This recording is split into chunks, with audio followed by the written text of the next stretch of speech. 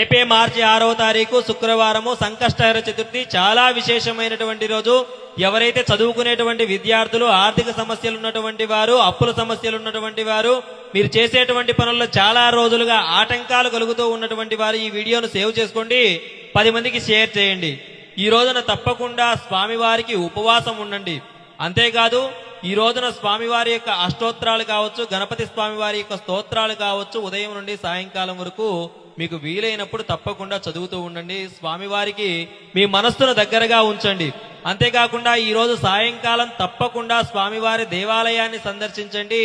స్వామివారికి గరికను మరియు బిల్వపత్రాలను సమర్పించండి. అంతేకాకుండా స్వామివారికి లడ్డూలు కావచ్చు, ఉండ్రాళ్లను కావచ్చు నైవేద్యంగా పెట్టండి.